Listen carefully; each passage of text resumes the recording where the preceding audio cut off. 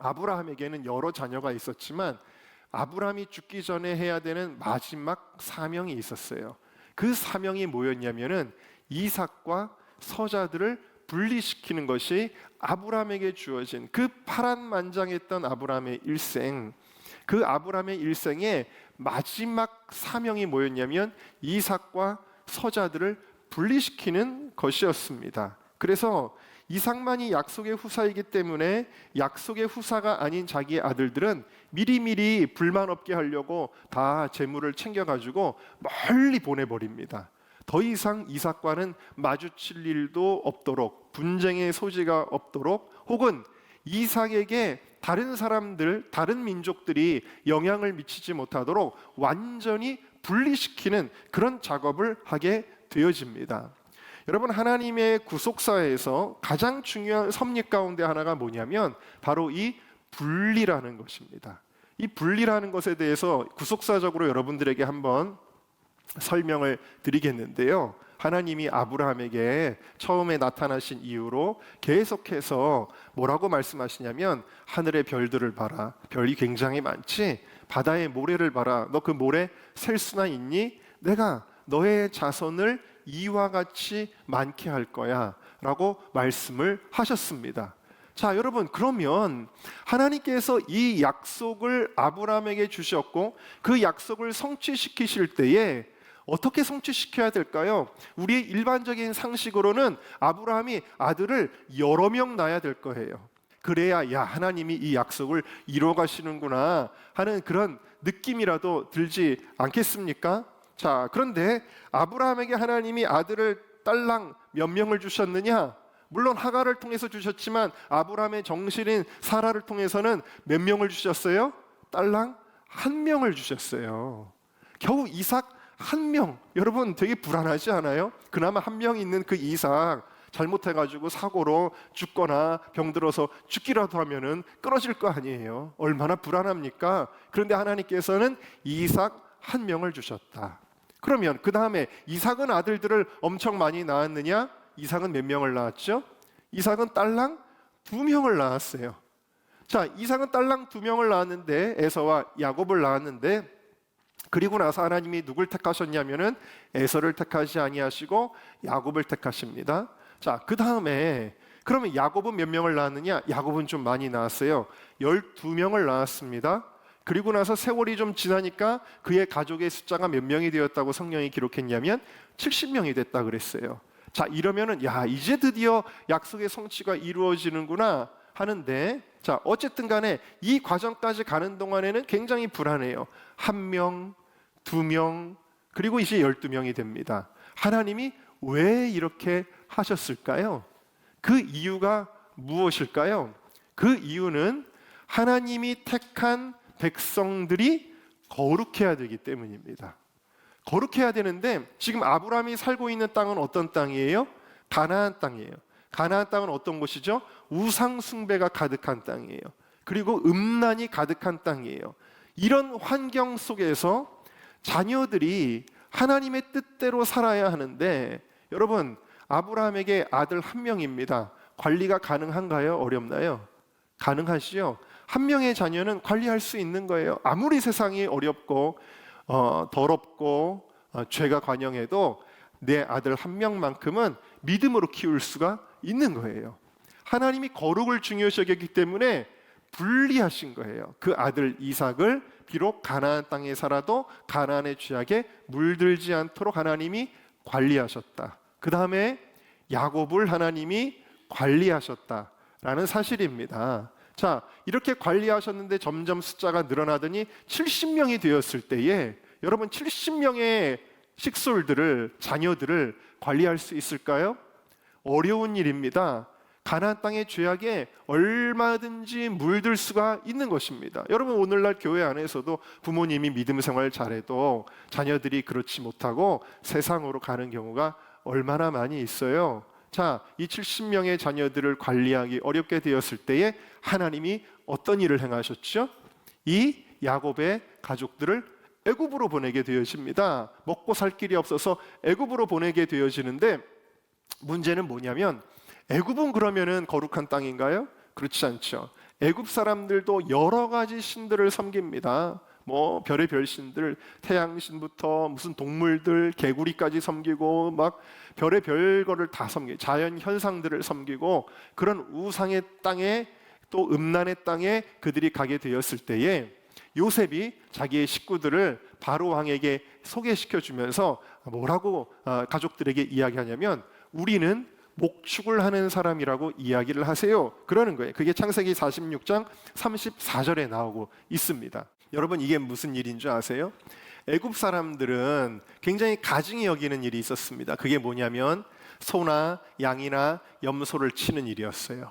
그런데 우리는 목축을 하는 사람이라고 하면은 그 사람들을 환영하고 싶다가도 어떻게 되는 거예요? 아이고 우리랑 섞여 살면 안 돼. 이 사람들은 가증해. 그래가지고 분리해 줄 거라는 이야기예요. 그래서 요셉이 일부러 이것을 강조합니다. 왜? 우리 민족은 분리되어야 되기 때문에, 애굽에 동화되면 안 되기 때문에. 그래서 이렇게 소개를 했더니 이들이 어디 땅에 살도록 격리를 시켜줬냐면 고센 땅에 살도록 하였다. 그래서 야곱의 가족들은 애굽에 도착하자마자 어떻게 되냐면 격리되는 거예요. 어디에? 고센 땅에. 그리고 고센 땅은 목축하기에 좋은 비옥하고 물이 풍부한, 풀이 풍부한 곳이었습니다. 그래서 하나님은 이 이스라엘 백성들이 하늘의 별과 같이 바다의 모래와 같이 번성할 것이라는 아브라함을 통한 이 약속을 이루어 주시지만 어떻게 이루어 주시냐면 분리하셨다라는 거예요. 왜? 하나님의 백성은 거룩해야 되니까. 그래서 하나님은 이렇게 분리시켜 주셨고, 그래서 애굽 땅에서 무려 200만에서 250만 명에 해당하는 엄청난 숫자로 이스라엘 백성들이 불어나게 될 때에 그 가운데서도 하나님은 이들이 애굽의 문화에 동화되지 않고 여호와의 신앙을 계속 그래도 어렴풋이나마 갖게 하셨다. 그래서 모세를 나중에 보내셨을 때 그들이 누구를 고백하냐면 여호와 하나님을 경배하는 것을 보게 되어지는 것이죠. 이 분리시킨 것은 바로 신앙 정체성을 위한 하나님의 축복이었다라는 것을 우리가 깨닫게 되어지는 것입니다. 이들이 애굽에서 나와서 가나안 땅에 들어갈 때도 하나님이 무엇을 명령하시죠? 너희들은 가나안 사람들과 함께 다문화 가정을 누리면서 그렇게 지내라, 포용하고 협력하고 그렇게 지내라라고 말씀하지 않으셨어요. 무엇을 명령하셨죠? 가나안의 거민들을 진멸하라고 말씀하셨어요. 왜? 가나안의 우상 숭배와 가나안의 음란에 그들이 동화될까 봐 하나님이 그렇게 명령을 하신 것이었습니다. 이것 또한 분리였습니다. 어떤 것과도 섞여서는 안 될 하나님 후사의 백성이기 때문이었다라는 사실입니다. 그런데 그들이 가나안 땅에 들어가서 얼마 지나지 않아 가나안의 거민들과 혼인하게 되어지고 그들의 문화를 받아들이게 될 때 그들도 똑같이 우상 숭배하고 그들도 똑같이 음행하게 되어질 때 어떤 일이 일어나게 되죠? 그들은 하나님에게서 분리되었다라는 거예요. 그리고 멸망하게 되었다라는 사실입니다. 여러분, 우리가 하나님께 구별되지 않으면 엄청난 비극이 벌어져요. 그게 뭐냐면 하나님에게서 분리되는 것이다 라는 사실입니다. 거룩이라는 말은 히브리어로 코데시라 그랬습니다. 코데시라는 말의 뜻이 뭐냐면 분리하다라는 뜻을 가지고 있습니다. 그러니까 여러분, 분리하는 게 거룩이지 무슨 거룩한 폼을 잡고 거룩한 말투를 하고 그런 게 거룩이 아니라는 거예요. 이 거룩을 하나님이 얼마나 중요하게 여기셨는지 어떤 형식을 통해서 이 거룩의 스피릿을 하나님은 유지하게 하신 거예요. 자, 한번 볼까요? 레위기 19장 19절에 보면 이런 말씀이 있어요. 같이 읽어봅시다. 시작. 너희는 내 규례를 지킬지어다.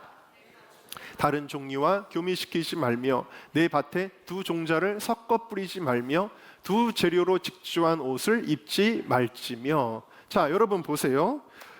하나님이 뭘 명령하셨냐면 다른 종류의 가축들을 교미시키지 말아라. 오늘날에는 그런 장난들을 많이 치죠. 그래서 마라하고 나귀하고 교미를 시키고 호랑이하고 사자하고 교미를 시키고, 그런데 놀라운 것은 이렇게 교미시키면은 새끼가 어정쩡한 새끼가 태어나기는 하는데 그 다음에 번식이 돼야 안 돼요. 안 되죠. 하나님이 그것이 번식이 안 되도록 만드신 창조의 섭리는 우리에게 말씀하시는 바가 여러 가지가 있는데 그 중에 하나가 바로 이런 측면이다라는 거예요. 또 밭에 농사를 하는데 두 가지 종류를 뿌리지 말라는 거예요. 옥수수랑 보리랑 섞어서 뿌리지 말아라 라는 거예요. 쉽게 말하면. 여러분, 왜 그 씨앗들이 무슨 죄가 있어요? 그 씨앗들의 해석이 무슨 어떤 윤리 도덕적인 측면이 있어요? 그럼에도 불구하고 하나님은 안 돼, 절대로 섞어서 뿌리면 안 돼라고 하셨어요. 또 옷을 입는데 면으로 만든 옷이면 면으로 만든 옷이고 나이론으로 만든 옷이면 나이론으로 만든 옷이지 두 가지 재료를 섞어가지고 옷을 만들지 말아라 그러셨어요. 여러분, 이 옷감에 무슨 윤리적인 가치가 있는 거예요? 그 하나님이 어떤 스피릿을 지키기 위해서 이것을 명령하신 거예요? 분리, 거룩, 섞지 말아라, 혼합되지 말아라. 주님은 그것을 우리에게 명령하고 계시는 것입니다. 우리에게 가장 중요한 신앙생활의 근간으로 주님은 안식일을 명령하십니다. 자, 출애굽기 34장 14절부터 16절까지를 한번 같이 읽어보겠습니다. 시작. 너희는 안식일을 지킬지니 이는 너희에게 거룩한 날이 됨이니라. 그 날을 더럽히는 자는 모두 죽일지며 그 날에 일하는 자는 모두 그 백성 중에서 그 생명이 끊어지리라. 엿새 동안은 일할 것이나 일곱째 날은 큰 안식일이니 여호와께 거룩한 것이라. 안식일에 일하는 자는 누구든지 반드시 죽일지니라. 이같이 이스라엘 자손이 안식일을 지켜서 그것으로 대대로 영원한 언약을 삼을 것이니 그랬어요. 하나님은 적어도 세상 사람들이 아니라 하나님의 백성들에게는 뭘 명령하시냐면 안식일을 명령하시는 거예요. 오늘날로는 주일이죠. 이 언약은 구약의 율법으로 멈춰지는 게 아니에요. 뭐라고 써 있어요? 영원한 언약이에요, 여러분. 안식일 계명은요, 구약 시대, 모세 시대만 존재하는 게 아니라 예수님 오시는 때까지 영원한 규례다. 그럼 안식일 계명의 핵심이 뭐냐? 많은 분들이 착각하는 게 주일날 예배드리면 안식일을 지켰다고 생각하는데 안식일 개념의 핵심은 다른 날과 다르게 사는 것이에요. 분리시키는 거예요. 이날 하루는 건들지 않는 거예요. 그래서 이날은 일하지 않는다. 이날은 나의 유익을 구하지 않는다. 이날은 세상 즐거움을 향하여 가지 않는다. 여러분들이 오늘 날씨가 좋으니까 예배 마치고 산으로 들로 야구장으로 오락실로 극장으로 다니면 안식일을 안 지키는 거예요.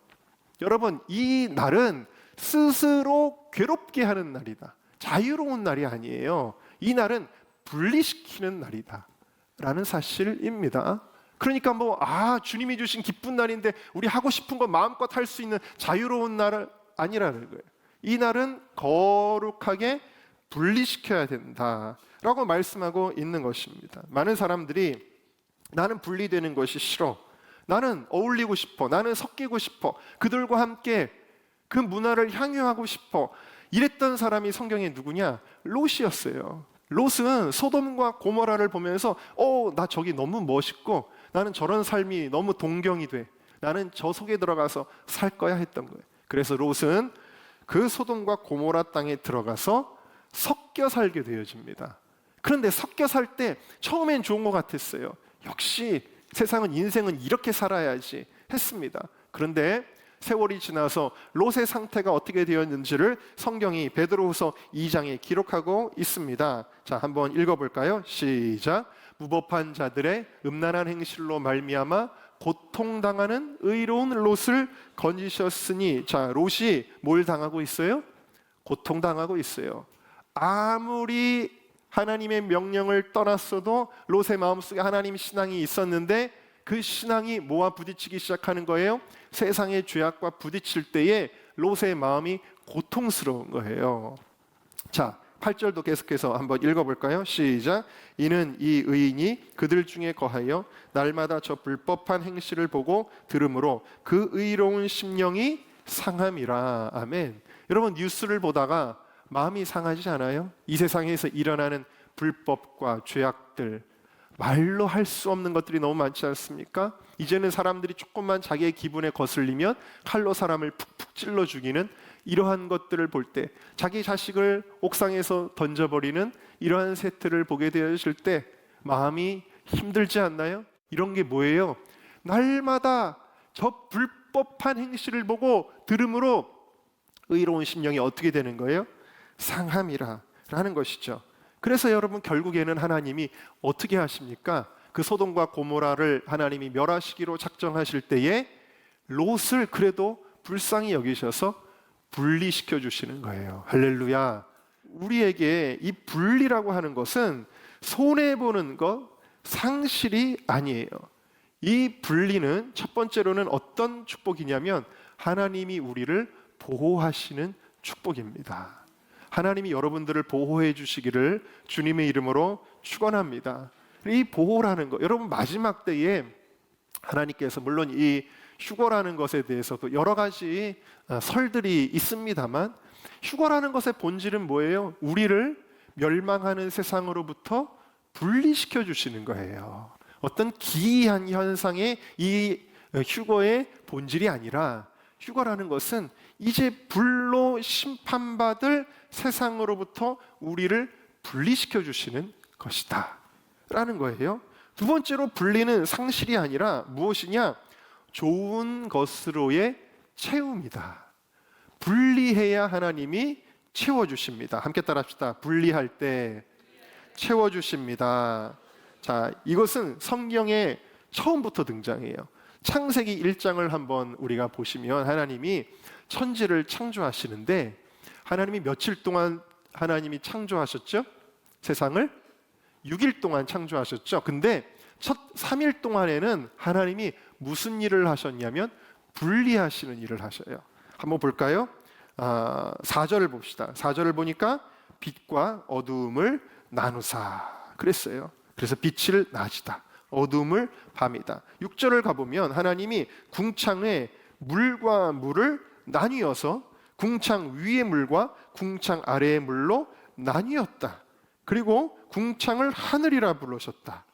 또 9절에 보면 물이 한 곳으로 모이고 물이 드러나라 하셔서 육지와 바다를 또 나누셨다. 이런 나누는 일들을 하게 되어져요. 하나님이 3일 동안은. 자, 이 3일 동안 나누는 일을 하시자마자 그 다음부터는 뭘 해요? 이 나눈 곳들에 채우시는 역사가 일어나게 되어져요. 그래서 바다에는 물고기를 채우시고 땅에는 나무와 풀들과 꽃들을 채우시고 하늘에는 새를 채우시고 저 궁창에는 별들을 채우시고 그리고 마지막에 육지에 인간과 짐승들을 채우시고 여러분 분리될 때 채워주시는 거예요. 분리하지 않으면 채울 수가 없는 것입니다. 열왕기상 17장에 보면 아합과 이세벨의 시대, 엄청난 우상 숭배의 시대죠. 그리고 믿는 자들을 핍박하던 그러한 시대였습니다. 그래서 하나님은 그 땅의 하늘을 닫으시고 3년 반 동안 가뭄이 임하게 하셨습니다. 자, 하나님께서 이렇게 하시던 시대에 엘리야를 부르셨는데 엘리야에게 뭐라고 말씀하셨냐면 너는 네가 살고 있는 길르앗을 떠나서 그리시네가에 가서 숨어라. 그렇게 하셨어요. 근데 이 그리시네가는 이 그리시라는 말의 뜻이 뭐냐면 분리라는 뜻을 가지고 있습니다. 엘리야를 어떻게 하신 거예요? 분리시키셨다라는 사실입니다. 자, 이렇게 분리했는데 단절된 엘리야에게 어떤 일이 일어나죠? 열왕기상 17장 5절과 6절을 같이 읽어보겠습니다. 시작. 그가 여호와의 말씀과 같이 하여 곧 가서 요단 앞 그리시네가에 머물 때 까마귀들이 아침에도 떡과 고기를 저녁에도 떡과 고기를 가져왔고 그가 시냇물을 마셨으나 먹을 것이 없는 3년 반 동안 기근이 생겨서 어디도 먹을 것이 없는 그 시대에 분리되어 있는 엘리야에게 하나님이 먹을 것을 채워주시는 것을 우리가 보게 되어집니다. 여러분, 하나님의 은혜와 축복의 일들은 우리가 죄로부터 단절될 때, 분리될 때 하나님이 채워주시고 임하게 되어지는 거예요. 그래서 디모데후서 2장은 이렇게 이야기하고 있습니다. 같이 읽겠습니다. 시작. 큰 집에는 금그릇과 은그릇뿐 아니라 나무그릇과 질그릇도 있어 귀하게 쓰는 것도 있고 천하게 쓰는 것도 있나니 그러므로 누구든지 이런 것에서 자기를 깨끗하게 하면 귀히 쓰는 그릇이 되어 거룩하고 주인의 쓰심에 합당하며 모든 선한 일에 준비됨이 되리라. 그릇을 무슨 용도로 쓰는 거예요? 뭔가 담기 위한 용도로 쓰는 건데 주님은 그릇이 있어서 되는 것이 아니라 그 그릇이 어떻게 해야지 채워진다고요? 깨끗해야. 그릇을 깨끗하게 비울 때 하나님이 거기에 합당한 은혜와 축복을 채워주신다 라고 약속하고 계시는 것입니다. 여러분, 오늘 이삭은요 마음이 어땠을까요? 동생들이 생겨서 얼마나 귀엽고 좋았겠어요. 근데 아버지 아브라함이 갑자기 그 아들들 서자들을 몽땅 다 재산을 채워가지고 멀리 보내버렸으니 이 이삭은 또다시 외로울 수밖에 없지 않겠어요? 왜 아버지는 나를 이렇게 외롭게 하지? 나는 동생들과 함께 계속 즐겁고 행복하게 살고 싶은데 이런 생각을 했을지 모릅니다. 그러나 동생들까지 다 떠나보내면 외로운 것 같아도 사실은 그것이 복이었음을 오늘 말씀은 이야기하고 계세요. 11절을 우리 주목하여 읽어보겠습니다. 시작. 아브라함이 죽은 후에 하나님이 그의 아들 이삭에게 복을 주셨고 이삭은 부엘라 헤로이 근처에 거주하였더라. 아멘. 하나님이 이삭에게 어떻게 하셨다고요? 복을 주셨다. 분리할 때 하나님이 복을 주신 거예요. 그러니까 여러분, 이삭과 같이 외로운 환경 가운데 있는 사람들, 친구가 많지 않은 사람들, 외로운 성장 과정을 보낸 사람들이 있습니다. 그런데 오히려 이러한 외로움의 배경을 가진 사람들이 예수님을 나의 친구로 삼아 정말 복을 받는 경우가 얼마나 많이 있는지 몰라요.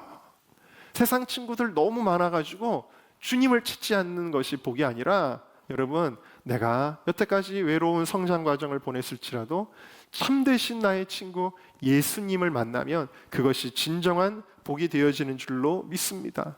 제가 청년 사역을 오래 하는데 갑자기 청년들의 표정이 굉장히 심각해지고 슬픔에 잠겨 있는 경우가 있어요. 실연을 당한 거죠. 사귀던 남자친구나 여자친구랑 헤어진 경우가 있습니다. 그런데 여러분, 그것이 신앙적으로 유익하지 않았던 관계였다면, 신앙적으로 도움이 되지 않는 관계였다면 끊어지는 것이 나중에 지나고 보면 복이었구나라는 것을 깨닫게 되어지고 오히려 더 감사하는 것을 보게 되었습니다. 어떤 사람은 건강이나 혹은 어떤 체질 문제 때문에 술, 담배를 전혀 못하는 사람이 있습니다. 여러분, 이것이 또한 하나님 앞에 거룩하게 구별될 수 있는 복이라는 것을 알 수가 있지요. 알고 보면 하나님이 나시린처럼 더욱 복되게 하시려고, 채우시려고 그렇게 하시는 것입니다.